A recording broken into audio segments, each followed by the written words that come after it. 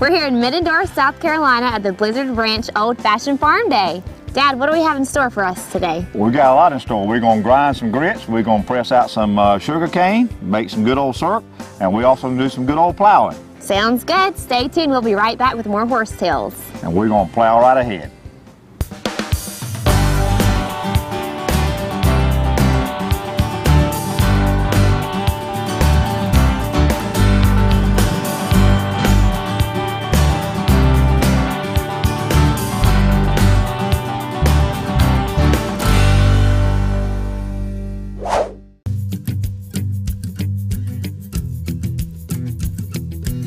You won't find any floral shelf paper in here. There's no vacuum cleaner bags, carpet samples, or washer-dryer combos. But if you're a worker, a fixer, a grower, or a doer, then we built a place for you. Southern States. A place for those who do. Farmer-owned since 1923. What makes a perfect weekend? Start with the same place. You know the one.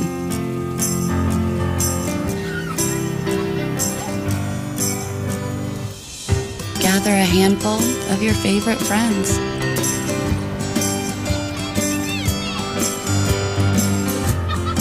Add in the kids just to keep things stirred up. Mix generously with laughter and the finest ingredients. South Carolina grown, of course.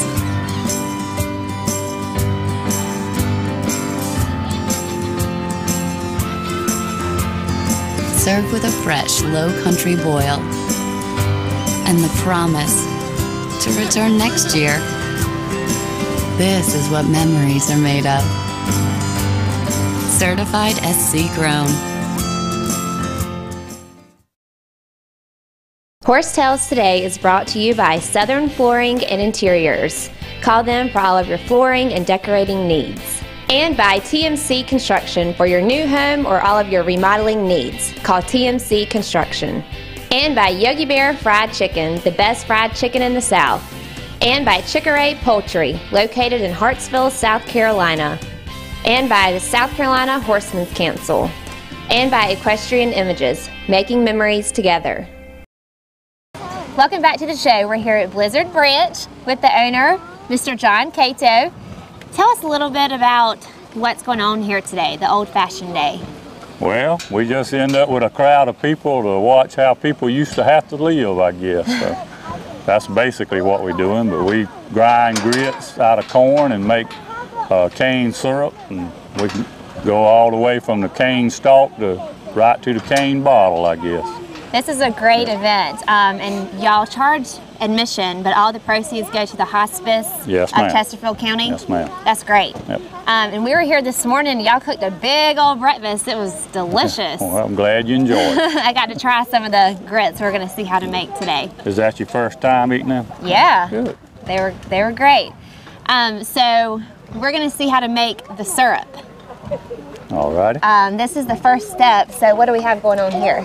What we have here is a cane. The red thing in the middle is a mule cane press, and we got this mule that walks around, pulls the pole, and the press has got rollers in it, and the gentleman there is feeding cane into it, and you can see the juice coming out and falling into the bucket. So basically what we do in here is after we grow our cane, we cut it down, bring it down here, and press the juice out of it, catch it in that bucket, and then we take it out of that bucket and cook it down in a kettle in the cooking building. So that's a pretty simple process. But the cane production around in my area got started during World War II when you couldn't get sugar. And Clemson Extension come through the rural community teaching people how to grow cane and press it, and they use the syrup that comes from this for everything, cooking cakes, sweetened coffee, anything, instead of sugar. How much syrup can they produce in a day doing this method? Well, I guess it would depend on how fast your mule was, but normally they would start early in the morning and press cane probably from 5 o'clock to 7 o'clock, and they would press them a kettle full, which in our kettle is 80 gallons. So it would probably take them a couple of hours to press that much cane juice, and then it would take them 5 or 6 hours to cook the water out of that juice to get it down to syrup. So it was an all-day deal for about 8 gallons of syrup, I guess. Yeah, that's a lot of time. I usually just buy mine in the bottle right off the shelf. Mr. John, my dad used to tell me stories about how he used to eat sugar cane when he was younger. So what happened to all that sugar cane? Well, I guess years ago we used to chew it and it was real sweet, and we thought it was the best thing in the world, but I guess children nowadays eat so much sweets that sugar cane ain't quite as sweet as it used to be. And as far as making syrup, they were using it to replace sugar originally.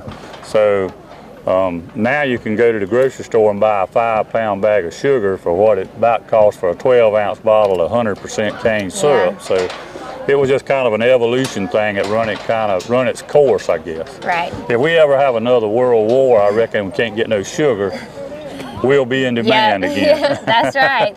Well, let's go see the next step. All righty. All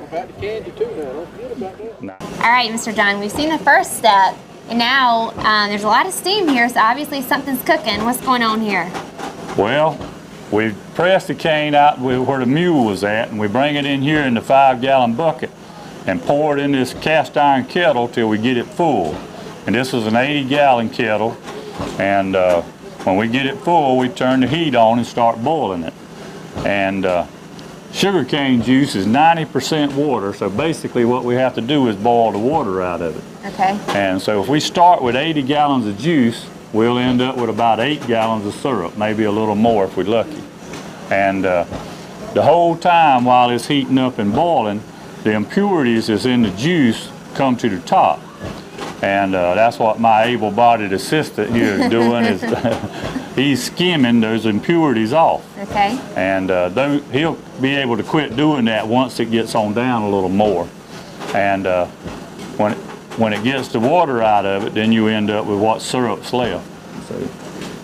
And so after this, then what do you do? Then you put it in the bottles? We turn the heat off the kettle, and we dip it out the bottom and bottle it. Put it in 12-ounce bottles. Okay. All right. That's very interesting. And I understand y'all also make grits here. Yep, we grind grits. So let's go talk to your son about doing that. All right. We've learned about the syrup part of the business. Now we're going to learn about making grits. We're here with Andy Cato. And Andy, the only kind of grits I know how to make are instant grits. So walk me through the process of how y'all do things. Okay. Well, the first thing we do is we just have corn, which we plant out. We plant yellow corn and white corn. And we also, this is some yellow corn. It comes out just like that. Okay. You take the hard yellow corn, you'll pour it in the hopper, just like. When it runs through the hopper, it runs in the screen. There's 2 granite stones right in this thing right here. And the stones one turns one way and one turns the other. This is kind of hard to do. You can adjust here so that you can get more finer grits or coarse grits. Okay. As it comes through here, it runs up in this hopper, runs down, and it runs into the screen right here. Everything runs into the screen. The screen is fine here, and it's coarse here. So why is that? This is for the cornmeal. Okay. This is which is soft and just like cornbread. Make cornbread or stuff like that, or moonshine, whatever you like to make out of it. There you go. This thing here just hits that over and over and over, and it knocks the cornmeal here, and then the finer stuff, the coarser stuff comes here, falls out, and turns into, makes grits. The difference in these grits and instant grits are, these grits take about 30 minutes to cook on the eye, or you could cook them all night long and make them soft and good. Instead of like a minute. That's right, yeah. No microwaves with these grits, yeah. So if you do the white grits, you just get white corn? The only difference is white corn. Yeah, Okay. we have white corn at one spot. You have to separate them or they'll kind of get yellow and have mixed colors in the corn. Okay. And then once if it's not fine enough to come through the coarse thing for grits, it comes all the way out in the end, and we would call this chicken scratch. So what do you do with that? Just throw it on the ground where little chickens at, and they'll just pick the corn out of it and just kind of eat it all up. But that's pretty much the shell of the corn and everything else that finds through. It's real soft and mushy. Okay. And then what we do, we take it from there. We'll take the grits out. So they come out the bottom, like in the bucket, like that. And we'll take them to another cleaner, small seed cleaner, and then we'll package them up in 2 small 2-pound bags. Okay. The white grits, yellow grits, white cornmeal, and yellow cornmeal. Wow. Okay. So do y'all sell all of this stuff here? Yeah, we sell it all here at our farm, and we have a website. It's called blizzardbranch.com. And also we have a phone number, which is my dad's mobile number, which is 843-339-1115. All right, and what's the name of the Blizzard Branch Milling and Syrup Company. All right, that sounds good. I'll have to try me some of those. I hope you do someday. Thank you so much. You're very welcome. Folks, it's time for old PD Cowboy to take a break, if you know what I mean. Whoops, we'll be right back.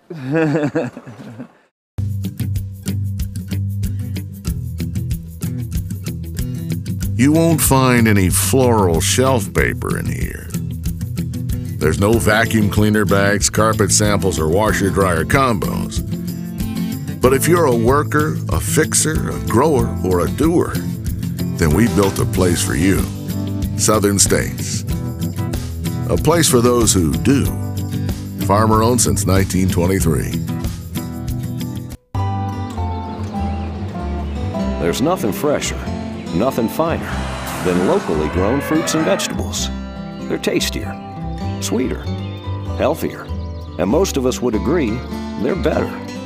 That's why your South Carolina Department of Agriculture is working to make certified South Carolina grown produce and products available in stores in your neighborhood.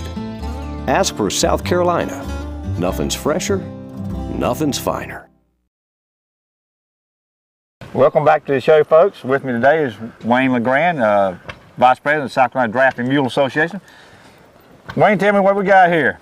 Well, we got Buck here. He's about 8 years old, and I've had him since he was a year old.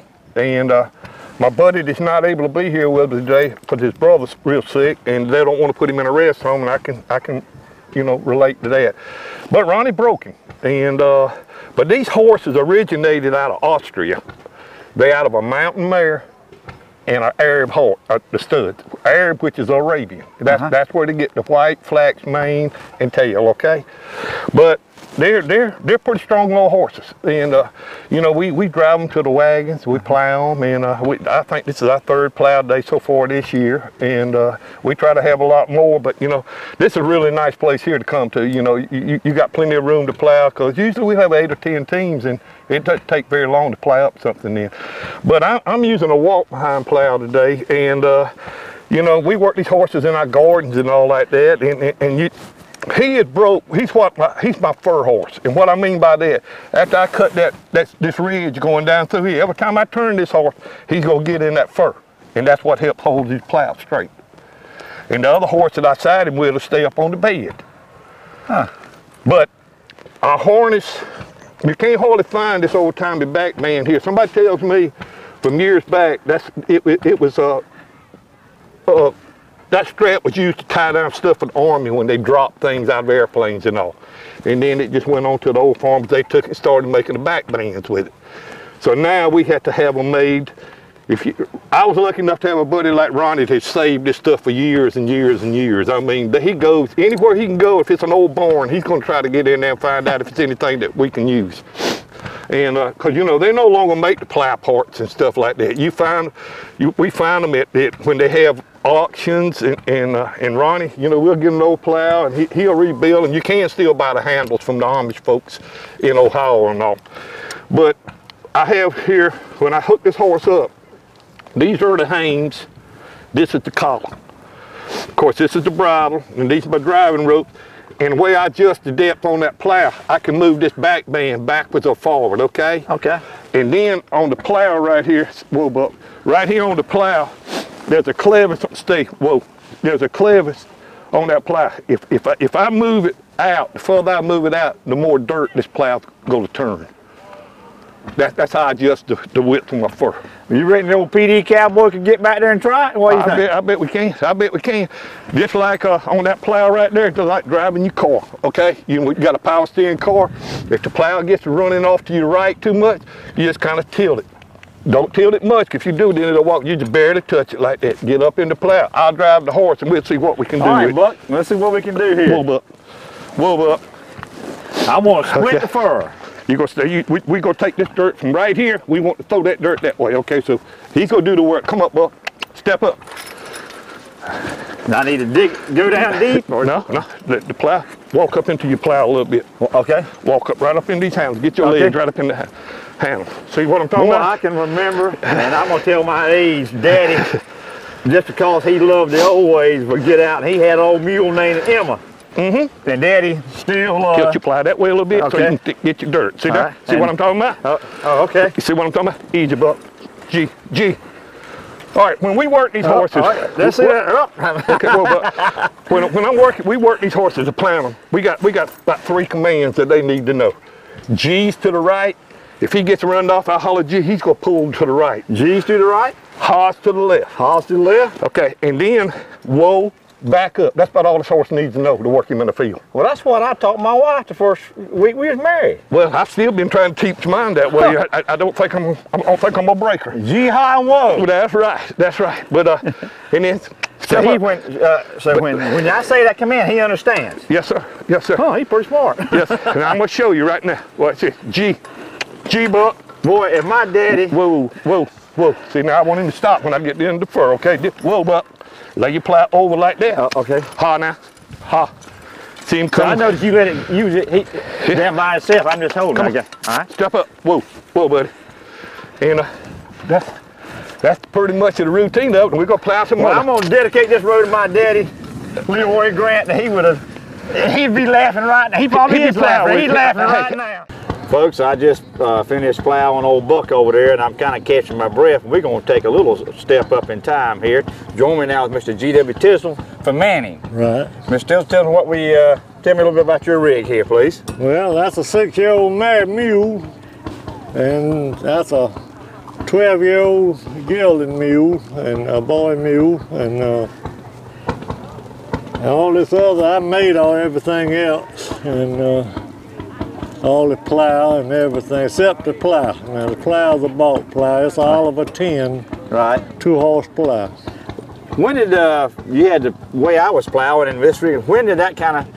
What's the date of when they switched to mounted, or is that what we call Well, that? they've had mounted plows for probably 50 or 60 years, but they like Amish country and all them, they use it in riding plows and different. But this ain't just people got like me. I got one knee replaced and I can't walk that much, so I built me a riding plow. Well, show me what you got back there. You built it yourself? Yes, sir. I built my trailers and stuff too, huh?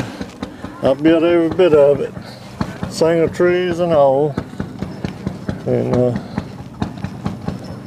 And what kind of plow we got here? number 10 Oliver. All right, so what's a number 10 Oliver? Well, number 10 Oliver is a 2-horse turn plow. Old time people used to.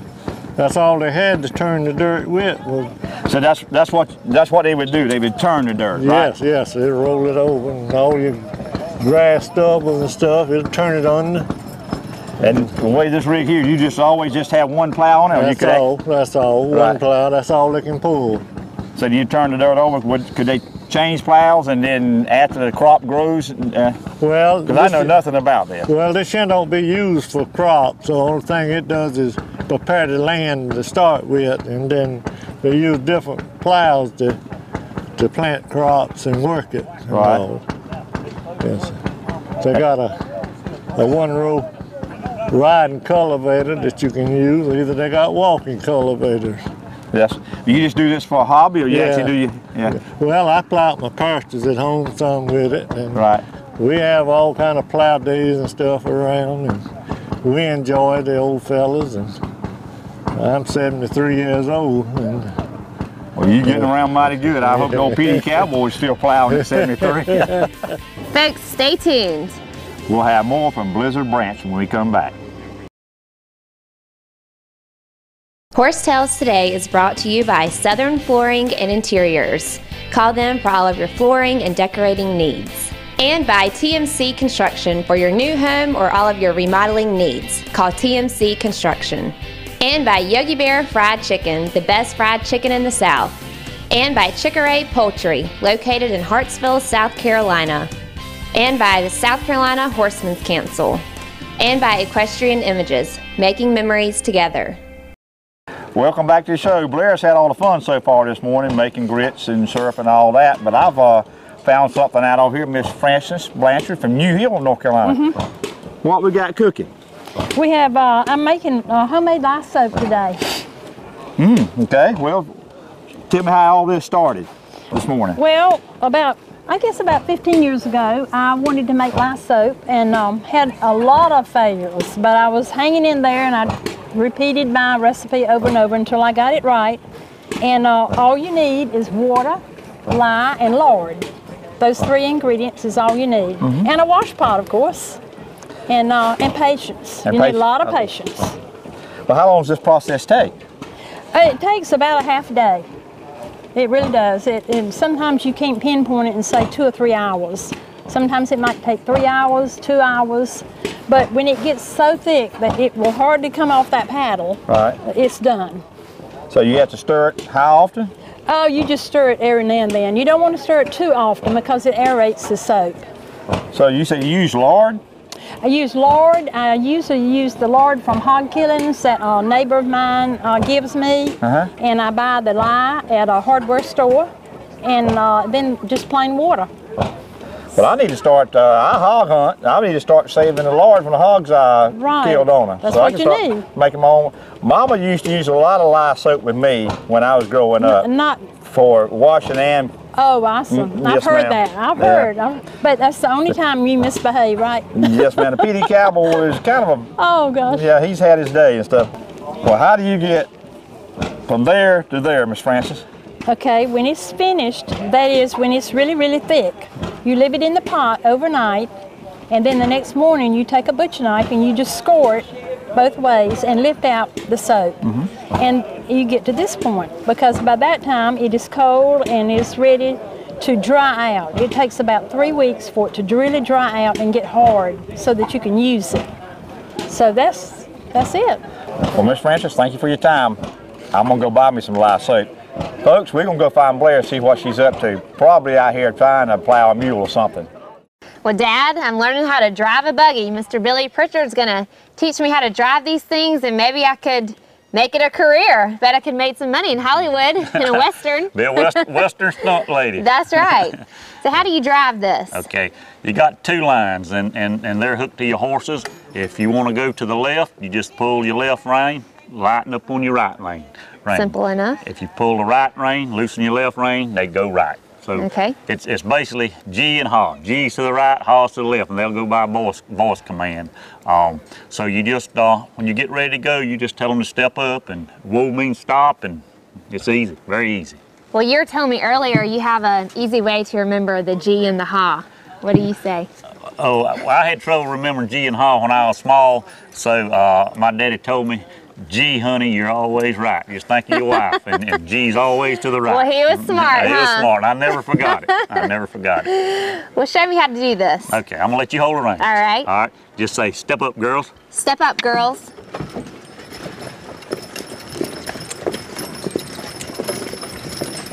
I like this better than driving my car. Put a little bit here. There you go. Okay, Blair, you got the driving good. Now you need the important thing, and that's how to stop. All right. Pull back and say, whoa. Whoa. Whoa, girls. Very good. Well, that seemed pretty easy.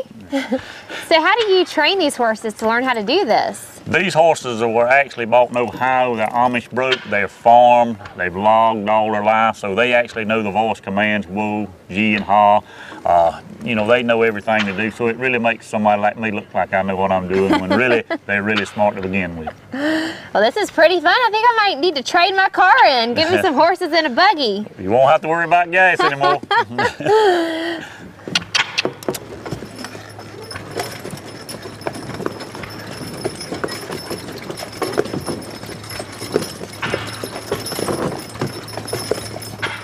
Dad, I've had so much fun out here today. It's been great going back in time and seeing how things were done in the old days. And guys, if you want to see where we've been in the past, go to our website, HorsetailsTV.com. You can see all of our episodes, and you can also check out our calendar of events. And don't forget to join us on Facebook. Until next week, keep your reins low and your hands quiet. See you next week. And dear, you want me to take you back once more.